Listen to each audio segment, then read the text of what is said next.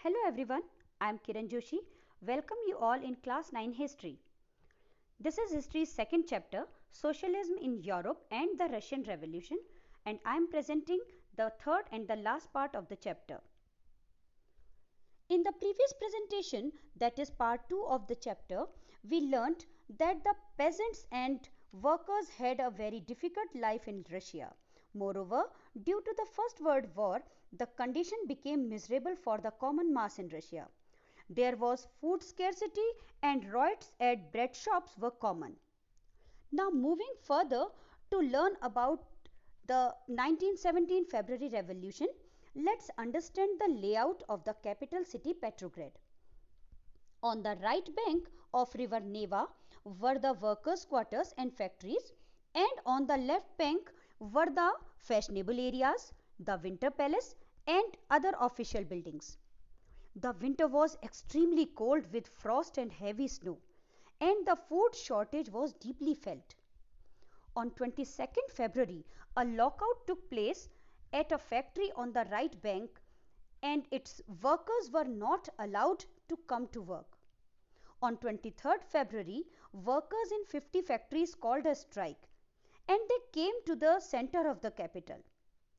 When they surrounded the fashionable quarters and official buildings, the government imposed curfew. The demonstrating workers came back there on 24th and 25th February. The government asked cavalry and police to keep an eye on them. The government suspended the Duma on 25th February. Large number of demonstrators gathered on the streets on 26th February. On 27th February, police headquarters were raided. Thousands of people raised slogans about bread, wages, better hours and democracy. Cavalry was called out once again. This time it refused to fire on demonstrators. By that evening, soldiers and striking workers formed a Soviet or council, the Petrograd Soviet.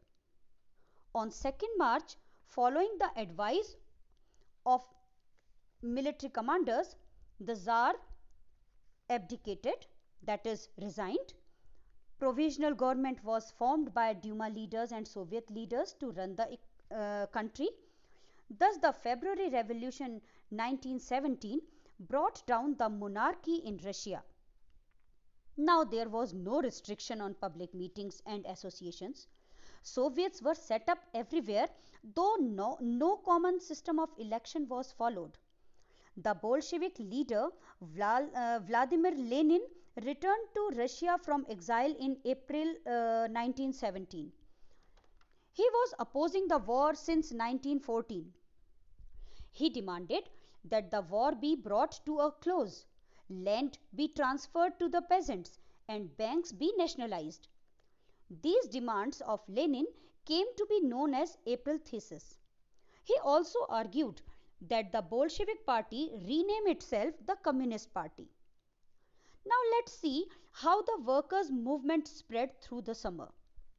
In industrial areas, factory committees and trade unions were formed. In the army, soldiers' committees were formed. Seeing the increasing influence of Bolsheviks, the provisional government decided to take strict actions. It tried to stop the workers in their attempt to run factories. It began arresting leaders and repressed demonstrations staged by Bolsheviks. At the same time, in the countryside, land committees were formed for the redistribution of land, and with the encouragement of socialist revolutionaries, peasants seized land. The tension and conflict intensified between the provisional government and the Bolsheviks. Therefore, on 16 October 1917, Lenin persuaded the Petrograd Soviet and the Bolshevik Party for a socialist seizure of power through a revolt or an uprising. For this, a military revolutionary committee led by Leon Trotsky was appointed by the Soviet. The uprising began on 24th October. Military men loyal to government seized two Bolshevik newspaper buildings. Troops were sent to control telephone and telegraph offices and to protect Winter Palace. In quick response, the Military Revolutionary Committee, with its supporters, seized the government offices and arrested ministers. Till night, the city was under the committee's control. Uprisings took place in other cities also. By December, the Bolsheviks controlled the Moscow Petrograd area. After the October Revolution, the Bolsheviks brought some major changes. For instance, most industries and banks were nationalized. That means the government took over the ownership and the management of the industries and banks. Land was declared social property and peasants were allowed to seize nobles' land. Large houses in cities were partitioned according to family requirements. Old titles of aristocracy were banned. New uniforms were designed for the army and officials. Further, the Bolshevik Party was renamed the Russian Communist Party. In November 1917, the Bolsheviks conducted elections but couldn't get majority. The assembly formed through the elections was dismissed by Lenin. In March 1918, the Bolsheviks made peace with Germany, though their political allies opposed it. In the following years, Russia became a one-party state. Those who criticized the Bolsheviks were punished by the secret police. Thus, Lenin became the dictator of the world's first communist state. On hearing about the orders of land distribution, many soldiers who were peasants also left army to go home for redistribution of land, and army began to break up. Meanwhile, the Bolshevik uprising was condemned by non-Bolshevik socialists, liberals and supporters of autocracy. They organized troops in South Russia to fight the Red Army or the Bolsheviks, a civil war. During 1918 and 1919, socialist revolutionaries, Greens, and autocracy supporters, Whites, gained control of a large area of Russian Empire. They were getting support from France, America, Britain, and Japan. Now, why these countries were backing Whites and Greens? Because they were worried at the growth of socialism in Russia. The Whites took stern steps against peasants. Therefore, the non-Bolsheviks lost their popular support and the Bolsheviks again controlled most of the Russian Empire by January 1920 with the support of non-Russian nationalities and Muslim jihadists. Most non-Russian nationalities were given political autonomy, which means those nations would have the right to govern themselves within Russia. In December 1922, Russian Empire was made Soviet Union, that is United States of Soviet Republic, USSR. Now, as we have already learnt that the industries and banks were nationalized, a process of centralized planning was introduced. 5-year plans were made for economic growth. During the first two plans, 1927 to 1932 and 1933 to 1938, all prices were fixed by the government. Central planning helped to boost the economy. Industrial production increased and new factory cities came up. Still, during the rapid construction, working conditions of workers were very poor. The workers did not have even the basic facilities of toilet, healthcare, etc.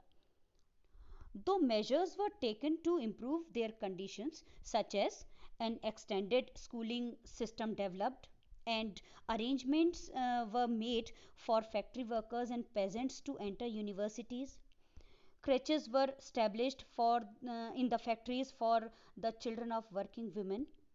low cost public health care was provided, modern living quarters were set up for workers.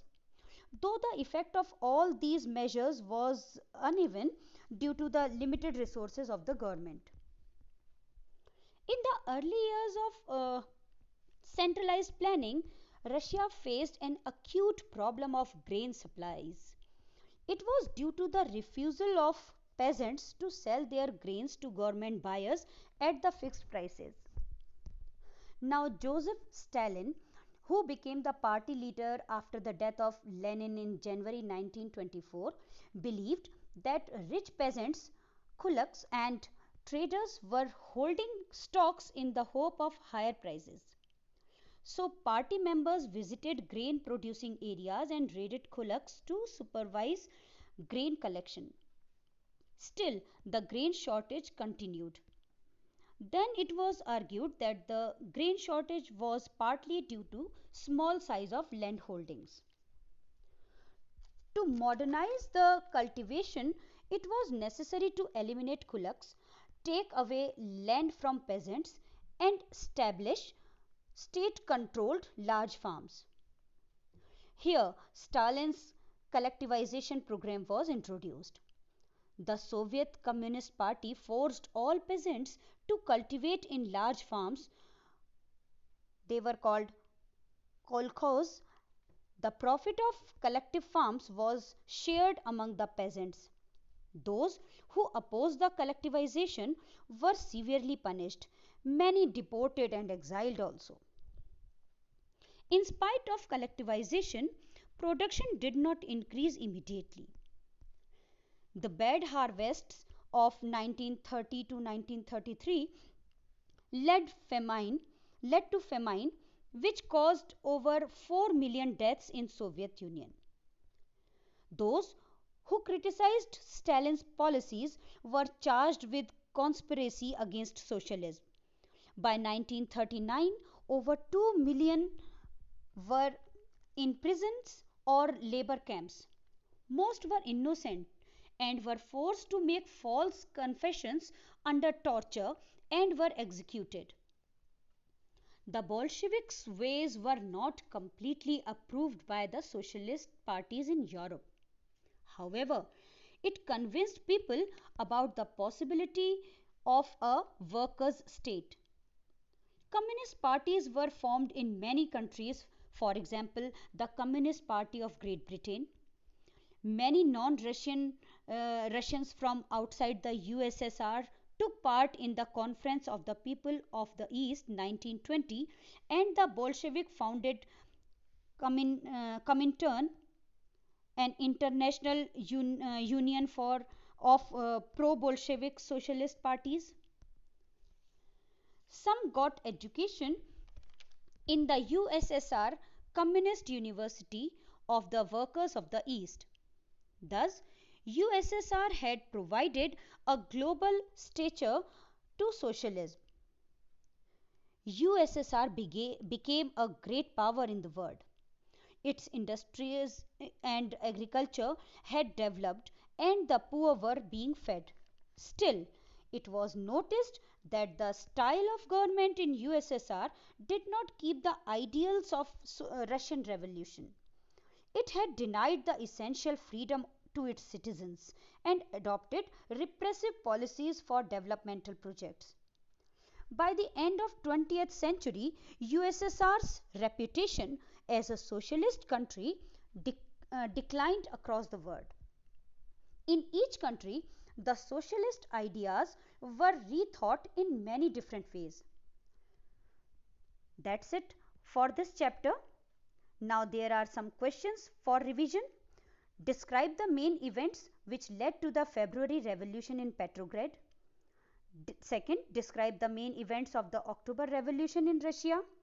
Third, state two measures taken by the provisional government to suppress the Bolshevik influence.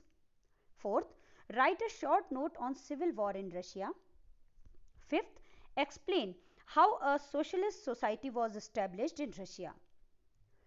Hope you liked this presentation and you found it helpful. Thank you.